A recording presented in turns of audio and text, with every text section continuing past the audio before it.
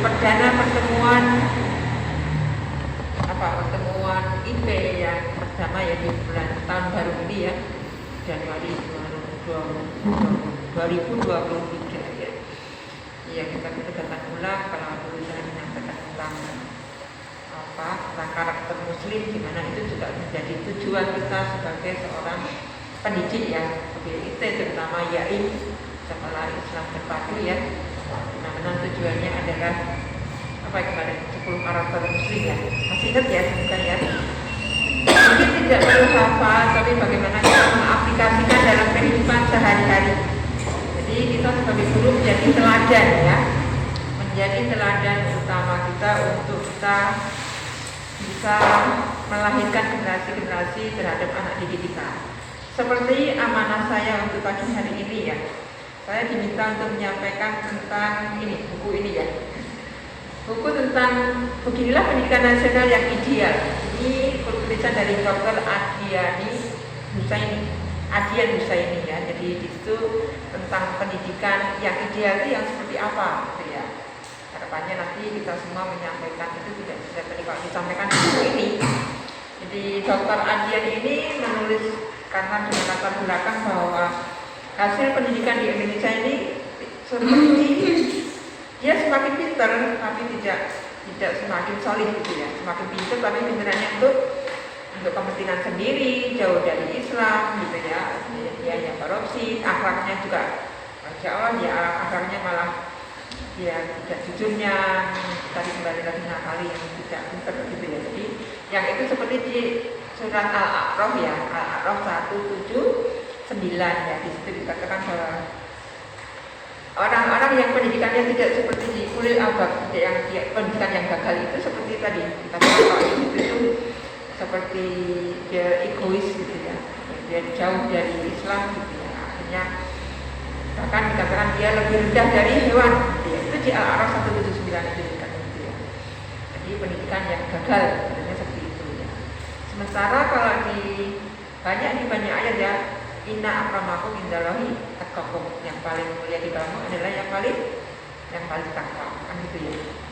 Itu termasuk juga aku tidak diutus melainkan untuk menjadi misi Rasulullah diutus ke dunia ini adalah menyempurnakan akhlak kan gitu ya, menyempurnakan akhlak manusia. Itu tadi hadis yang seperti itu. Jadi Rasulullah itu misinya diutus Allah itu untuk menyempurnakan akhlak. Sekaligus Rasulullah itu sebagai teladan utama kan gitu ya. Jadi teladan utama kita itu dalam hal bergerak apapun, teladan yang paling terbaik itu adalah Rasulullah. Yang selanjutnya ada lagi yang ayat yang mengatakan bahwa kalau di bangsa ini itu pendidikannya berhasil, dia beriman bertakwa pada Allah, maka Allah akan munculkan berkahnya ke dunia. Jadi syarat rezeki Allah, syarat berkah Allah, syarat Allah itu akan memberi kita tadi keberkahan itu adalah syaratnya orang-orangnya beriman bertakwa. Nah itu tugas kita semua untuk itu ya, itu sekali itu sebagai tujuan pendidikan dalam Islam ya. Dan ternyata kalau di tujuan pendidikan nasional di Undang-Undang Dasar itu kan nggak Bu? Pasal berapa Bu? Pasal 31 ayat 3 ya, di situ dikatakan bahwa pemerintah itu menyelenggarakan pendidikan gitu ya. Itu dengan bagaimana pendidikan yang dilaksanakan dengan memprioritaskan untuk tujuan keimanan pada Allah yang berakhlak mulia. Pada seperti itu, jadi tujuan di Undang-Undang Dasar itu tidak begitu. Tapi memang kalau di buku itu dikatakan memang tujuan dari Dr. itu kenapa hasil pendidikan selama ini itu tidak sesuai dengan yang dikehendaki gitu. Dia malah semakin diberahkan ya. Makanya sekarang ini banyak sekali bencana, banyak sekali yang banjir, yang tanah longsor, yang gempa gitu ya. Itu karena yang bisa jadi Allah marah gitu ya. Ternyata dia semakin pintar tapi tidak semakin bertakwa gitu ya. Katakan tadi ya, pada dasarnya tujuan pendidikan agar orang itu menjadi orang yang beriman gitu ya. Jadi itu ya. Nah, itu tadi ya, yang tadi menjadikan yang bertakwa, yang beriman. beriman, kemudian tadi katakan Pak di yang di Al-A'raf 90 tadi. Kalau sekiranya sama penduduk beriman dan bertakwa gitu ya, pasti akan aku kucurkan keberkahan dari langit dan bumi. Kalaulah penduduk bumi ini beriman dan bertakwa, maka akan aku kucurkan. Kita ini di Al-A'raf 96 ya. Jadi kalau kita sebagai kalau merujuk pada tujuan Allah ciptaan manusia adalah menjadi khalifah fil ard ya. Ini jamilu fil ardi khalifah. Tidaklah aku menciptakan jin dan manusia kecuali untuk menjadi khalifah fil ard. Khalifah fil ard itu tadi yang bagaimana dia menjadi wakil Allah di bumi untuk mengelola alam, tidak malah merusak gitu ya. Bukan untuk ibadah pada Allah saja gitu di Al-Baqarah ya. Wa ma khalaqtul jinna wal insa illa liya'budun. Tidaklah aku menciptakan jin dan manusia kecuali untuk ibadah pada Allah. Nah, otomatis disitulah tujuan dari pendidikan ya. Tujuan dari pendidikan untuk itu ya, jadi agar menjadi pertama orang beriman, yang kedua bertakwa, berakhlak mulia. Jadi kalau di Abu Bakar sendiri mengatakan bahwa berakhlaklah kamu baru berilmu gitu. Jadi akhlak itu persatu baru berilmu. Artinya kita sekarang ini kebanyakan begitu ya. Orangnya banyak ilmunya, luar biasa, dokter, insinyur, MPD dan tapi tadi secara kehidupan dia tidak sesuai dengan yang dikehendaki Allah, yang semakin banyak dan semakin banyak beramal gitu ya. Nah, itu PR kita semua ya, PR kita bersama agar pendidikan itu sesuai dengan yang dikehendaki Allah. Ya. Hamba pada Allah saja gitu. Dalam dikatakan yang namanya pendidikan itu ketika tidak dilaksanakan, tidak semakin bertambah amalnya kan gitu ya. Nah itu PR kita sederhana, makanya IT Islam terpadu itu harapannya memang bisa pertama secara akhlaknya dulu ya. Jadi kalau Abu Bakar itu mengatakan berilmu tadi berakhlaklah dulu baru berilmu gitu ya. Gitu ya. Jadi akhlak nomor satunya itu yang dilaksanakan itu buang sampah pada tempatnya. Nah bagaimana sudah menjadi akhlak anak-anak belum termasuk kita mungkin ya.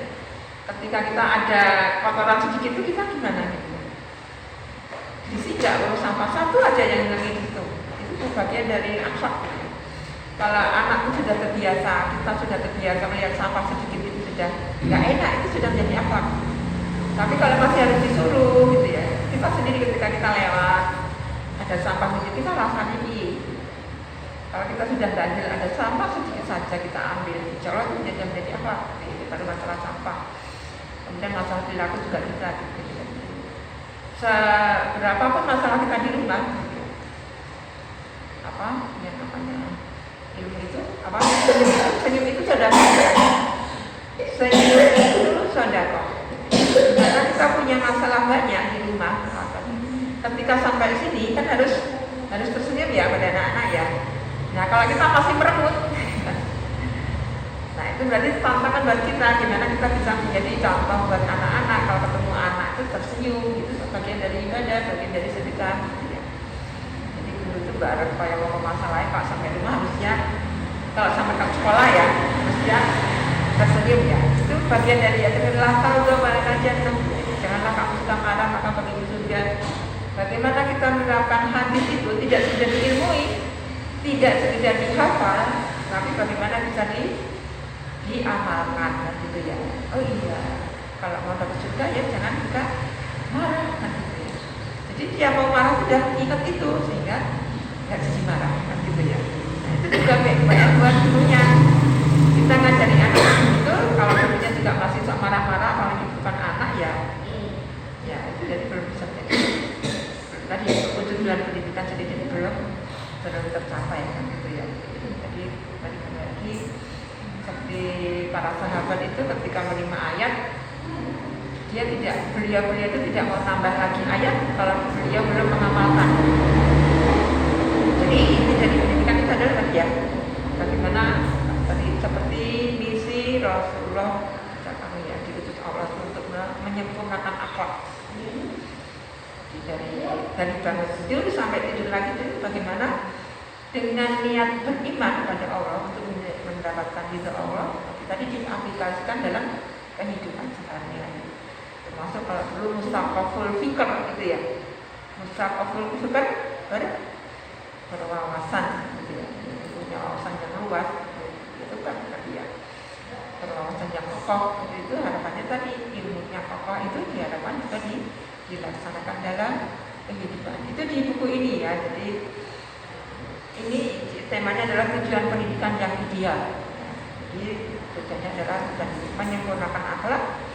Kalau di hari ini yang ini al-khalifah, kemudian di inna akramakum indallahi atqakum, di surat apa? Surat Al-Hujurat ya, Al-Hujurat ayat 13 itu ya. Yang manusia yang paling mulia di sisi Allah adalah yang paling bertakwa. Yang namanya bertakwa itu ya keimanannya dulu kan gitu. Dia beriman pada Allah. Terus dari iman itu diyakini dalam hati, diucapkan dalam lisan, dibuktikan dengan amal perbuatan. Maksudnya ada akhlak beragama, akhlak berkomunikasi, akhlak dengan manusia, akhlak berumah tangga, akhlak menjadi guru yang baik yang seperti apa gitu ya. Jadi akhlaknya akhlak banyak sekali, akhlak beribadah, akhlak menuntut ilmu. Akhlak menuntut ilmu itu tidak sampai misalnya kalau yang SD ya, kalau yang di apa?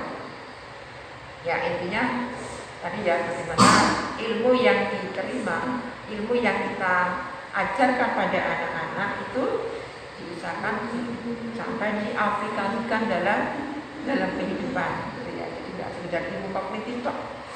Makanya kalau Abu Hanifah itu mengatakan bukanlah ilmu, bukanlah orang itu dia berilmu kalau dia belum sampai menambah amal dia.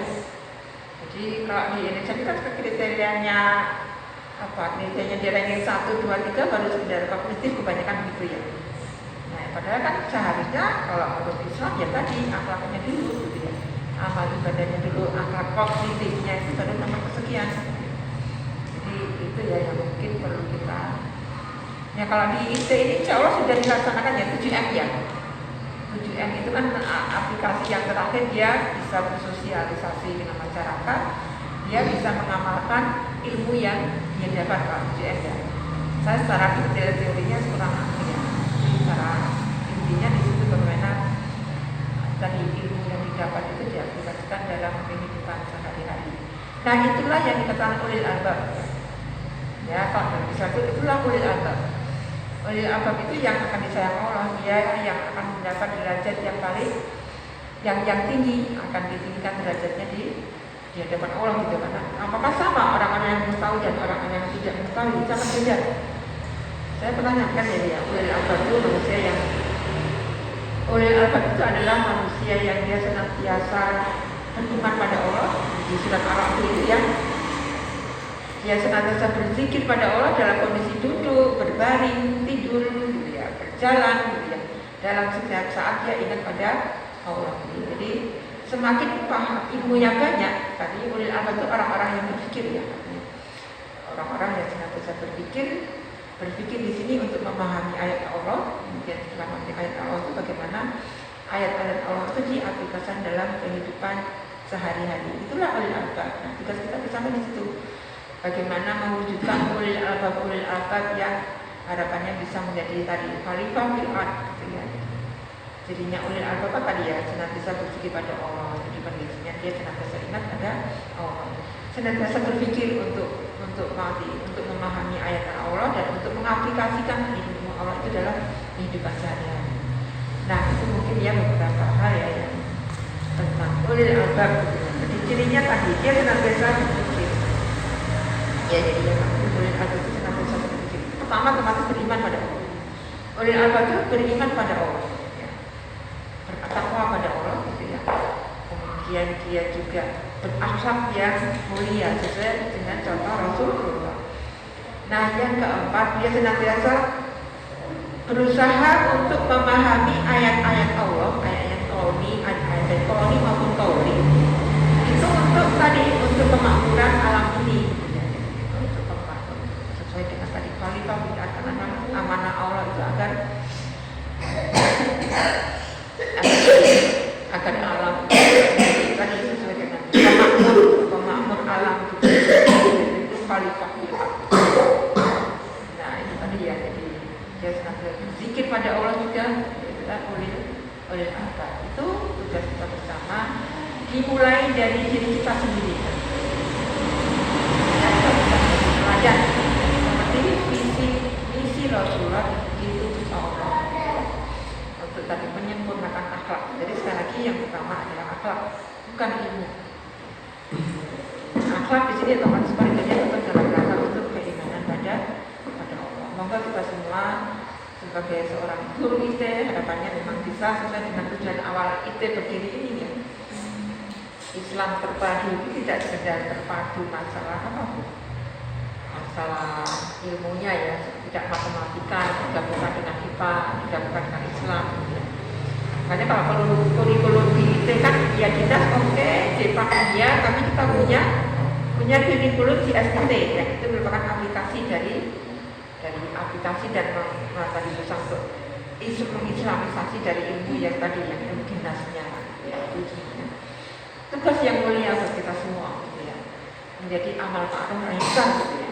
Kalau itu terlaksana, otomatis kan anak itu semakin pintar, semakin besar, dia akan semakin tunduk, tidak malah semakin sombong. Bahwa ilmu yang dia dapat itu ya karena ada Allah, dia tidak akan minteri orang lain gitu ya. Maksud dalam bergaul juga begitu, dia akan berbagi dengan teman, ada rezeki dia berbagi. Karena tadi semuanya itu adalah karunia Allah, gitu. Ini milik Allah. Gitu. Termasuk makan dengan Bismillah, dengan rangka, itu bagian dari melaksanakan ilmu kan gitu ya. Jadi itu anak-anak ya. Gitu ya. Nah karena kriteria anak itu kan memang dia senantiasa nggak cukup dikasih tahu satu kali ya. Kan kemarin guru sudah bilang gitu ya. Kok sudah lupa ya gitu ya. Jadi itu tadi termasuk cara gitu ya. Yang namanya anak itu kriteria anak itu dengan karakternya dia itu harus diulang-ulang. Makanya ada itu ya. Saya apa ya? Ada top ya. Jadi sebagaimana pembiasaan itu tadi untuk menuju pendidikan yang Islami tadi dengan lima cara, 5 pembiasaan. Pertama dengan teladan dari hidupnya kita untuk menemui itu semua gitu ya. Untuk anak-anak kan butuh teladan pertama, contoh yang baik dari hidupnya. Tutup aurat ya gimana? Gurunya tutup aurat dulu kan gitu. Ketemu di jalan, oh ini tuh nggak pakai pangkat gitu ya. Jadi itu tadi kan dicontoh, hina dan sebagainya itu. Otomatis kita gurunya menjadi contoh kan gitu ya. Jadi pertama keteladanan. Yang kedua pembiasaan gitu ya. Seusia anak gitu karena kan masih sering lupa, itu memang pertama contoh melihat nggak usah banyak ngomong. Kalau kita sudah kita contoh dan anak akan contoh. Jadi pertama anak usia di bawah, kalau menurut Miriam itu kan ada tiga tahapan tuh ya mendidik anak itu ya. Jadi 0 sampai 7 tahun, 7 sampai 14 sampai 21 kan gitu ya. 7 tahun di bawah itu ini penting sekali dari keteladanan. Yang kedua pembiasaan ya, pembiasaan. Nah setelah pembiasaan baru kemudian ada dipahamkan, baru bisa dipahamkan, dimonitor ya, dipahamkan. Jadi sudah dibiasakan baru dia dipahamkan ya. Di usia SD itu sudah bisa ya. Dimonitor gitu ya, atau diingatkan juga. Yang terakhir didoakan, Rabbi habli minasy sholihin. Pernah kejadian ya di TK, ada seorang guru, anaknya usia TK kan aktif ya, suruh menang, bisa nggak Bu 5 menit dia diam? Ya makanya kan di program idealnya kan ada 2 guru ya pendamping. Karena konsentrasi anak tuh dia 5 menit itu udah bagus untuk anak-anak. Dia udah kemana-mana lari-lari, bahkan sampai nendang gurunya, sampai ini. Akhirnya sang guru itu mendoakan dalam sholat yang mulainya Allah. Beliau sebut nama anak itu, tolong ya, lembutkan hatinya. Disebut nama anak itu. Sebulan dia tahajud mau nyebut nama anak itu gitu ya. Masya Allah itu berubah gitu ya. Jadi yang dia aktif, yang bahkan hiperaktif gitu ya, sampai tapi kalau nggak anaknya tadi didoakan. Teladan sudah, kebiasaan sudah diingatkan sudah gitu ya. Dimonitor juga sudah, akhirnya didoakan. Pernah nggak Bu mendoakan anak-anak didik kita di salat malam kita mungkin? Pernah nggak? Sering nggak? Dan termasuk mendoakan ke anak-anak kita sendiri sempurna. Ya Allah, kami nggak sekedar ya Allah jadikanlah mbak ini solihah, nggak sekedar itu, kita sebutkan detail. Ya Allah, saya ingin anak saya namanya ini solih itu yang seperti apa, sebutkan. Jadi kalau sekedar solih itu secara umum semuanya akan mendoakan anak-anak saya solih gitu ya. Tapi sebut namanya satu-satu dengan spesifikasi satu. Nah, yang satu ini misalnya, oh kalau mbak Ica saya ingin begini, oh kalau aku ingin begini, mbak sama mbak Ira begini, yang mbak ini yang begini. Jadi sebutkan dengan ciri-ciri detail gitu ya. Harusnya begitu doa kita gitu ya. Jadi tidak sekedar anak soleh itu ya sebenarnya asmatan yang macam-macam gitu ya. Tapi didetailkan. Jadi tadi bagian dari menuju ulil albab tadi. Semoga tujuan pendidikan di Indonesia ini terutama ya khususnya di kelompok ini dan sekali lagi untuk menjadi rahmatan lil alamin. Jadi Islamnya semakin baik gitu ya. Karena memang ternyata kalau fenomena sekarang banyak orang-orang yang berpikir, banyak orang yang berpikir itu akhirnya yang turunan, sekarang banyak yang masuk Islam itu dari proses berpikir. Jadi kalau kita Islamnya dari lahir berpikirnya namanya aja Islam. Justru kalah Islam kita dengan mereka yang sekarang baru masuk Islam gitu, yang mu'alaf kita kalah jauh. Mereka sudah menjadi dai gitu ya. Nah kita, bahkan dia tidak langsung pakai jilbab gitu ya. Karena mereka prosesnya berpikir, dia mencari kitab yang Quran bagaimana, yang Injil bagaimana, yang Bible bagaimana gitu ya. Oh ternyata Al-Quran Masya Allah gitu ya. Ini dia mantap dan dia belajar ini dia tadi akalnya bisa tadi apa kalau di Al-Quran apa 208 simbol Allah tadi, celupan Allah. Akhirnya kan itu kehidupannya tadi. Ending dari semua itu adalah simbol Allah. Celupan manakah yang paling baik? Kan gitu. Celupan manakah yang paling baik? Celupan Allah. Celupan itu kalau napal di celup itu celupan yang paling baik itu tadi. Jadi ketika dicelup itu akan berubah. Jadi dia punya ilmu, semakin punya banyak ilmu, semakin simbol Allahnya itu celupannya Allah itu semakin bagus sehingga amalannya dia akan semakin baik gitu ya. Semoga gitu ya. Semoga kita menjadi seorang menjadi guru-guru yang siap siap untuk mencelup anak didik kita dengan tahapan tadi ya. Apa yang kita sampaikan tidak sekedar diilmui, tidak sekedar dihafal, tapi diamalkan. Itu proses kita senang. Jangan kita puas dengan anak saya sudah menguasai secara kognitif gitu ya. Tapi cara aplikasinya belum. Pendampingan di sana setiap saat ini. Semoga menjadi amal jariah kita semua gitu ya. Karena bisa melahirkan ulil albab yang mendapatkan celupan Allah seperti apa para manusia.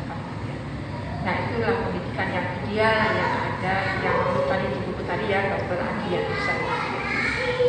Jadi beliau sendiri pondok pesantren At-Taqwa Depok ya, yang memang dia prihatin dengan kehidupan pendidikan di Indonesia yang ternyata jauh dari idealisme yang seharusnya ya, bahkan dari Quran gitu ya.